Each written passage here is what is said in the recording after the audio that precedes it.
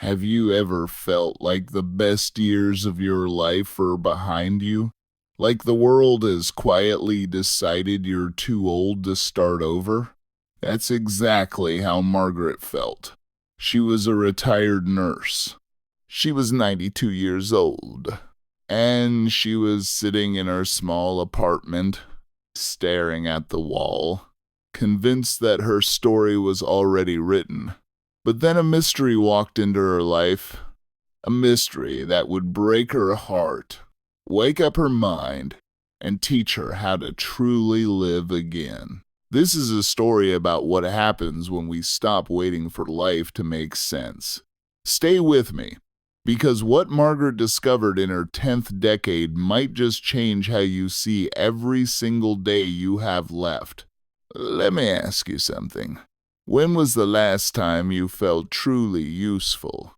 I don't mean busy. I don't mean filling the hours with television or crossword puzzles.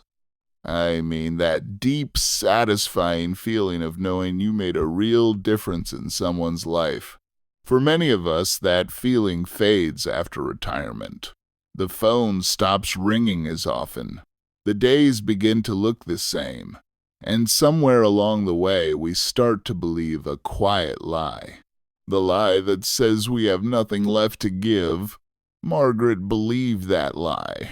She had spent 40 years as a nurse, holding the hands of scared patients, comforting worried families, and watching life begin and end in the same hospital hallways.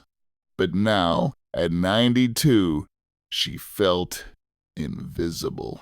Her husband was gone. Her friends were scattered or passed on. Her days had shrunk to the size of her apartment. And then, one Tuesday morning, everything shifted. Not because she won the lottery or found a miracle cure for aging. It shifted because of a letter. A letter that arrived in a pale blue envelope with no return address. A letter that made no sense at all. Margaret almost threw the letter away. She thought it was a mistake.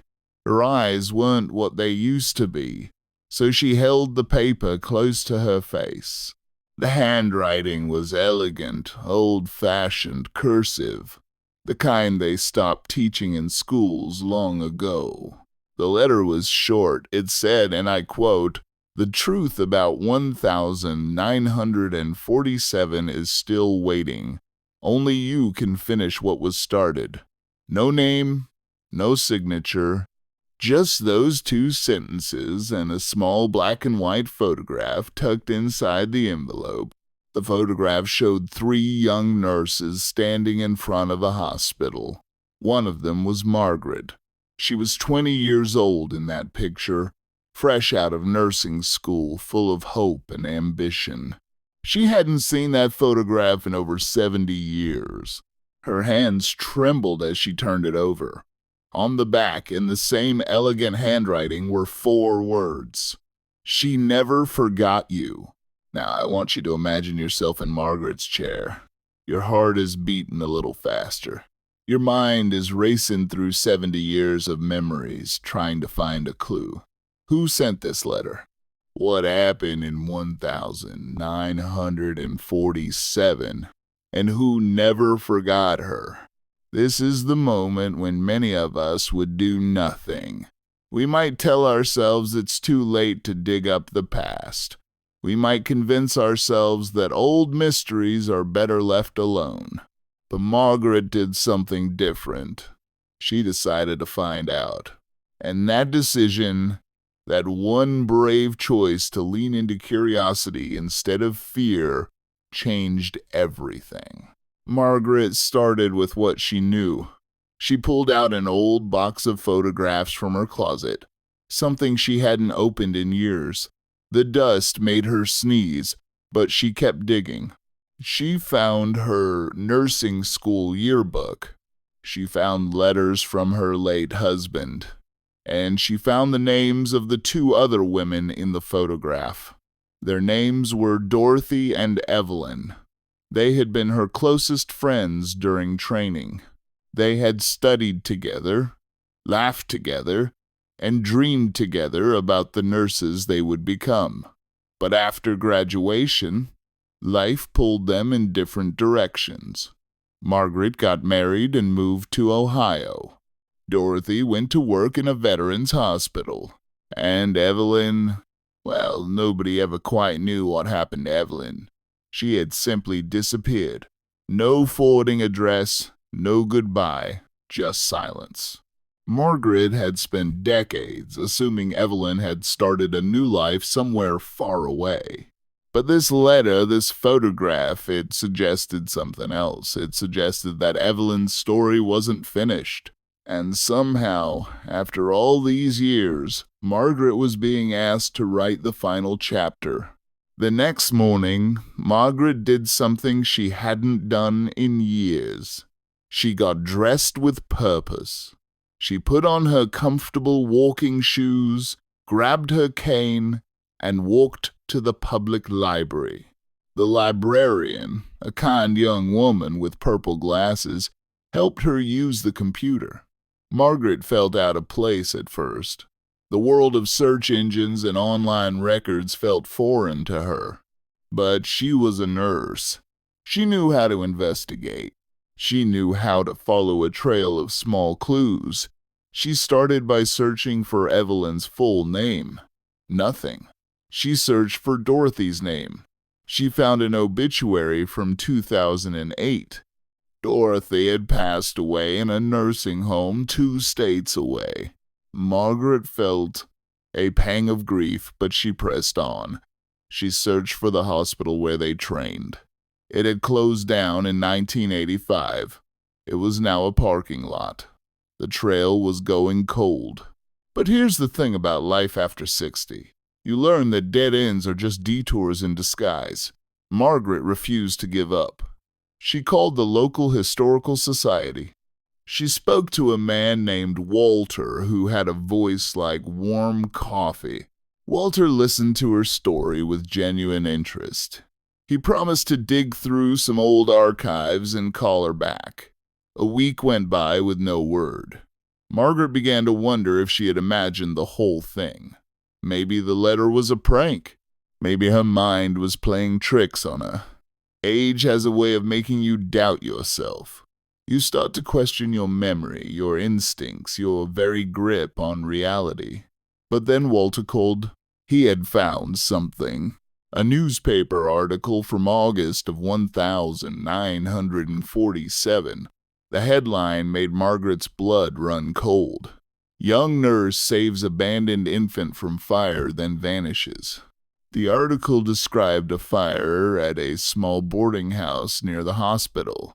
A young nurse, whose name was withheld, had rushed into the burning building and pulled out a newborn baby who had been left alone in a back room. The nurse suffered burns on her arms, but refused treatment. She handed the baby to authorities and then, according to witnesses, simply walked away. She never gave her name. She never claimed any credit. She just disappeared into the night. Margaret knew instantly who that nurse was. It was Evelyn. The timeline matched perfectly. The location matched. And the courage, the quiet, stubborn courage of walking into a fire and then walking away without applause, that was Evelyn. That was exactly who Evelyn was. But the mystery only deepened.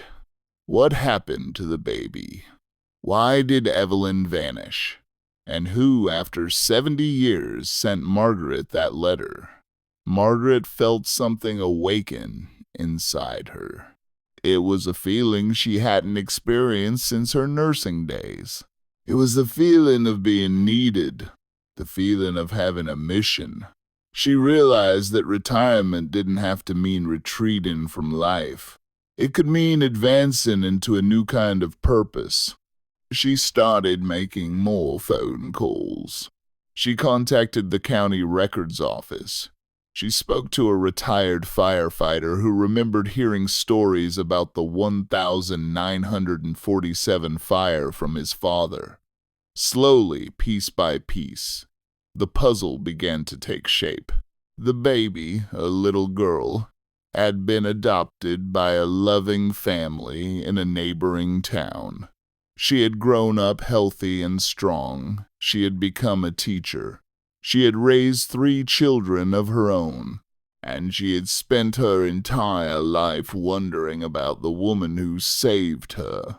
She had tried for decades to find the mysterious nurse, but every trail went cold, until one day her granddaughter, a journalism student, decided to help her search. That granddaughter had found the old photograph in a hospital archive. She had identified Margaret as one of Evelyn's closest friends, and she had sent the letter, hoping against hope that Margaret was still alive, still capable, still willing to help.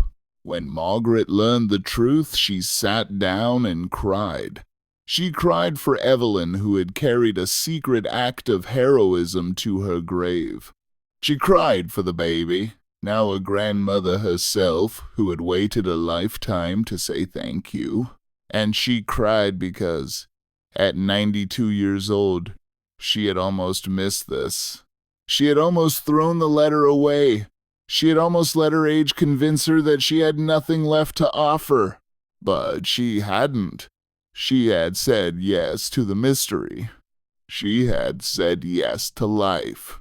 2 weeks later, Margaret sat in her living room across from a woman named Grace. Grace was 75 years old. She was the baby from the fire. She held Margaret's hands and wept. She said, "I've been looking for you my whole life. I needed to thank someone, anyone, for giving me a chance to live." Margaret squeezed her hands and said, "It wasn't me who saved you. It was my friend Evelyn. But I can tell you who she was. I can tell you everything." And so Margaret did. She shared stories about Evelyn. She shared the photograph. She gave Grace a connection to the woman who had risked everything for her. And in that moment, Margaret realized something profound. She wasn't just a retired nurse living out her final years in a quiet apartment. She was a storyteller. She was a bridge between the past and the present. She was the keeper of a legacy. Her life had purpose again. Now, before I share the one unexpected lesson Margaret took from all of this, let me pause and ask you something. Are you sitting on a mystery of your own? Maybe not in a letter from the past, but a question you've never answered. A call you've been meaning to make. A story you've been meaning to tell. As we get older, it's easy to believe that curiosity is a young person's game. But Margaret's story proves otherwise. Curiosity is the fuel that keeps our minds sharp and our hearts open. It's the antidote to loneliness. It's the spark that turns an ordinary day into an adventure. Don't wait for a letter. Go looking for your own unanswered questions. Here's the bonus tip Margaret would want me to share with you. It's something she learned during a nursing career and rediscovered at 92. The secret to healthy aging isn't just about diet and exercise. It's about what she called the usefulness. Every study on longevity points to this truth. People who feel useful, who feel that someone needs them, live longer and healthier lives. Usefulness doesn't require a job or a title. It can be as simple as making a phone call to a lonely friend. It can be sharing a recipe with your granddaughter. It can be volunteering to read to children at the library.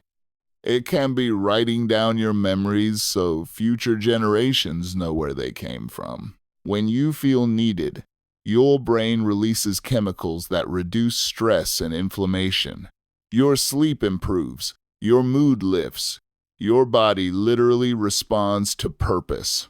Margaret thought her useful days were over. She was wrong. And so are you if you believe that lie. Margaret passed away quietly in her sleep 2 years after that meeting with Grace. She was 94, but those last 2 years were, in her own words, the richest of her life. She reconnected with distant relatives. She wrote down her life story. She started a small tradition of writing handwritten letters to young nurses graduating from the local college. Her funeral was attended by people who had never met her in person but had received one of those letters. Grace spoke at the service.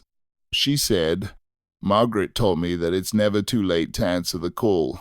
It's never too late to matter. So, what's your call? What question have you been ignoring? What small act of usefulness have you been putting off? Maybe today is the day you pick up the phone. Maybe today is the day you write that letter. Maybe today is the day you decide that your story isn't over. Not by a long shot.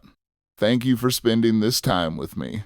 If Margaret's story touched your heart, please consider sharing it with someone who might need to hear it. And if you want more stories about real people who discovered purpose after 60, make sure to like this video and subscribe to the channel. Hit that bell icon so you never miss a new story. We're building a community here of people who believe that life doesn't wind down after retirement, it winds up. Thank you for being part of it. I'll see you in the next video.